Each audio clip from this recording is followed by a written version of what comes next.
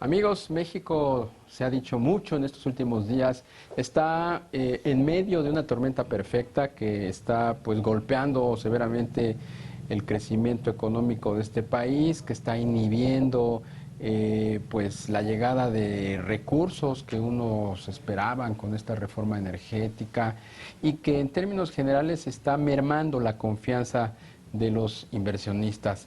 Para hablar justamente de este cóctel, de esta combinación de factores externos y algunos internos, me da mucho gusto recibir esta noche a Jonathan Heath. Él es vicepresidente del Comité Nacional de Estudios Económicos del IMEF. Jonathan, ¿cómo estás? ¿Qué tal? Muy bien, muchas gracias. Buenas noches, bienvenido. ¿Por dónde quieres empezar? De todo, dólar, precios del petróleo, política monetaria de Estados Unidos, desaceleración de China. ¿Qué es lo más preocupante para México? Pues posiblemente la combinación de todo. De todo. Yo creo que lo más preocupante lo debemos de centrar en la Reserva Federal de Estados Unidos. Yo creo que justamente por la incertidumbre de qué es lo que van a hacer, se ha creado una hipersensibilidad en los mercados y estamos incluso, yo creo que hasta sobre reaccionando a muchas cosas. Y yo creo que si buscamos el hilo conductor, todo regresa precisamente a la Reserva Federal. Ahora, la Reserva Federal ha venido prolongando su incremento en la tasa de interés. Muchos creyeron que iba a ser en este mes, en septiembre, por ahí del 17, y siguen pensando que puede ser factible, pero ahora se ha hablado de octubre, o hasta diciembre incluso. ¿En qué beneficia a México de que o perjudica a México de que se siga posponiendo la definición del aumento en la tasa de interés en Estados Unidos? Pues más que nada es que se sigue manteniendo como que ambiente de incertidumbre que está afectando ahora sí que a todos los mercados y que está ocasionando flujos de capital de países a otros países, se está ahora sí que revolviendo todo. Está causando mucha incertidumbre que se refleja en la depreciación prácticamente de todas las monedas contra el propio dólar.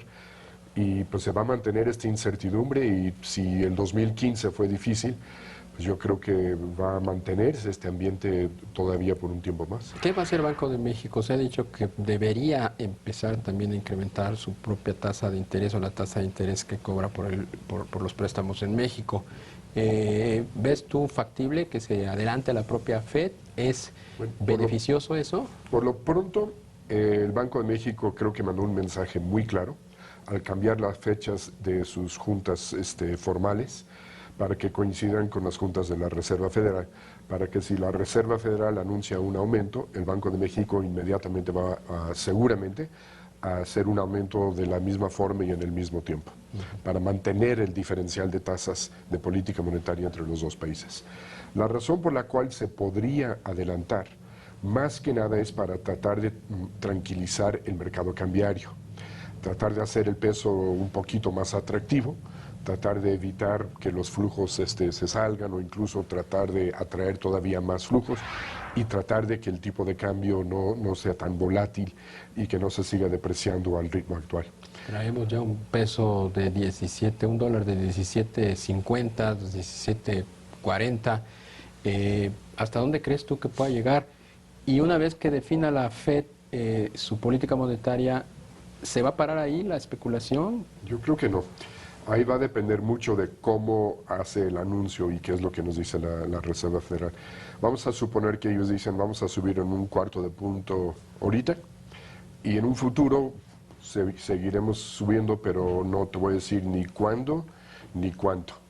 Entonces posiblemente la incertidumbre pudiera permanecer. Y si dice voy a subir un cuarto de punto ahorita y nos vemos para una revisión en 6 meses, es decir, que dé certidumbre en los tiempos, ¿eso ayuda? Yo creo que definitivamente, porque ya sabemos a qué acatarnos, ya sabemos por dónde va la bolita, ya sabemos los tiempos, y eso pudiera empezar a calmar un poco los mercados, sin lugar a duda. Precios del petróleo es otro factor que está vulnerando la economía. Pues sí y no. O sea, hay que primeramente no sobredimensionar la parte petrolera dentro de lo que es el Producto Interno Bruto. No es realmente una parte preponderante. no creo que está explicando la atonía casi que estamos ahorita en la economía. Hay que recordar que la baja en el precio del petróleo se está contraponiendo ahora con la depreciación del tipo de cambio. Entonces el gobierno pues va a recibir más pesos por los menos dólares por el precio del petróleo a raíz de la depreciación cambiaria. Entonces de alguna forma u otra ahí se medio están equilibrando y todo, y no creo que al final esté perjudicando así tanto, dañando tanto las finanzas públicas como de repente algunos quieren suponer. Definitivamente es algo que preocupa, pero yo lo pondría dentro del ámbito de todos los commodities a nivel internacional, que todos están cayendo, y que está teniendo efectos precisamente por la desaceleración de China, y yo diría una cierta desaceleración a nivel mundial. Entonces, ¿no meterías en la misma canasta las circunstancias que están viviendo los precios del petróleo como una medida que estuviera alimentando de manera dramática la inestabilidad? Un poco la incertidumbre, o sea, sí genera y ayuda porque estamos hipersensibles. Y cualquier cosa que aparente ser negativa lo estamos sobredimensionando precisamente por este ambiente hipersensible de incertidumbre que existe a nivel mundial. ¿La desaceleración de China lo verías tú como algo que sí está pegando más directamente? Igual, o sea, esa hipersensibilidad está haciendo que quizás sobredimensionamos lo que está haciendo China. Sin embargo, pues sí preocupa porque China pues fue uno de los motores de crecimiento mundial de los últimos 10, 15, 20 años y ya se está desacelerando, pero también era imposible pensar que una economía podría crecer más de 10% por más de 2 décadas, ¿no? Entonces, hasta cierto punto es natural. Pero creo que la parte que más preocupa a China es que hay esta percepción de que no nos han dicho todo, la verdad, de que quizás la desaceleración es mucho peor de lo que han dicho, quizás los problemas que tienen en su sistema financiero son mucho peores de lo que nos han dicho, y yo creo que eso también es una parte que está contribuyendo mucho a esta incertidumbre global. Dicen que en el último trimestre la economía creció alrededor de 7%, pero no creen muchos, creen que creció todavía menos. Se habla incluso de 6, 5 y hay quienes dicen que hasta 5%. ¿Qué pasaría si realmente no nos estuvieran dando las cifras reales los chinos? Hay un indicador muy similar al ISM de Estados Unidos o al indicador IMEF aquí en México. Es un PMI de China y está por debajo del umbral de los 50 puntos, que es consistente con una economía no solamente que se esté desacelerando, sino dependiendo del nivel, que hasta pudiera estar cerca de una recesión. Pero si todas las empresas están contestando que están produciendo menos de lo que habían producido en el mes pasado, eso no es crecer al 5 o al 7%. Eso es de crecer. Entonces también ahí de repente es difícil interpretar los datos de China. ¿Qué va a pasar con el resto de las economías del mundo? Estamos viendo, por ejemplo, que Canadá está en una situación comprometida. Lo vimos también ya antes con Brasil. Se habla de más países que puedan entrar en un estado de insolvencia. Creo que Ecuador se mencionaba también.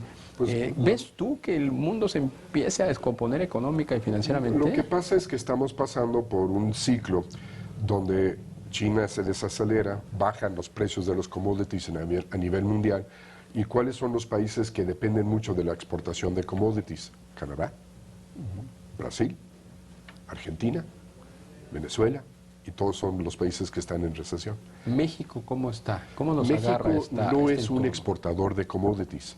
Hay que recordar que las exportaciones petroleras ahorita representan el 6-7% del total de nuestras exportaciones. El 88% de lo que exportamos son bienes manufactureros.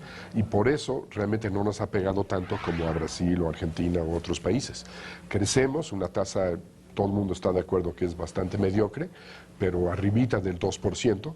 Y si vemos la coyuntura mundial, pues vamos relativamente bien. ¿Por qué?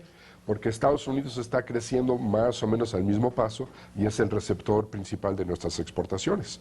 Lo vemos todos los meses cuando salen las cifras de exportaciones. A Estados Unidos crecieron al 8, al 7%, y al resto del mundo cayeron 1%, cayó 2%, etc. 2016, ¿qué es lo que más te preocupa del 2016? Lo que más me preocupa es que se mantenga este ambiente de incertidumbre global. Y eso pudiera hacer que el tipo de cambio se siga depreciando, pudiera ser que la inflación eventualmente va a tener que empezar a retornar, aunque no grandes niveles, pero sí empezar a subir, porque con una depreciación ya tan prolongada y tan aguda, pues ya tampoco van a poder resistir. Esa incertidumbre va a mantener a los inversionistas al margen, los empresarios piensan que no es el momento adecuado para invertir y eso pudiera mantenerse o inclusive hasta aumentarse. Entonces, sin inversión, con un poquito de regreso de inflación que merma el poder adquisitivo, con este ambiente de incertidumbre, pues posiblemente no vamos a llegar a crecer ni al 3%, que es el consenso por lo pronto del crecimiento para el siguiente año. Pero entonces son factores netamente externos los que nos No tienen anclados. no netamente externos, pero muy ligado a la parte externa. Por ejemplo, la construcción no depende del exterior y otra vez está mostrando una clara tendencia a la baja. Nuestra producción petrolera, independientemente de los precios, también va para la baja. Entonces, minería y construcción a la baja, manufactura totalmente lateral, pues nuestras actividades secundarias, que tradicionalmente ha sido el motor de crecimiento de la economía, simplemente no está creciendo. Con estos anuncios que hizo el presidente Peña en su informe de lanzar especies de fibras y de bonos que vienen justamente a dinamizar el sector de la infraestructura, diríamos que es una decisión correcta o que va en un camino correcto. Puede ser, no queda muy claro, porque hemos visto que la propia infraestructura y la propia inversión pública ha estado cayendo. Sí. Las cifras del INEGI nos indican tasas negativas por 5 años consecutivos en la inversión pública. Entonces, no sé si es cuestión de buscar esquemas nuevos de financiamiento o si el problema es un poco más estructural, más de fondo, o no queda muy claro.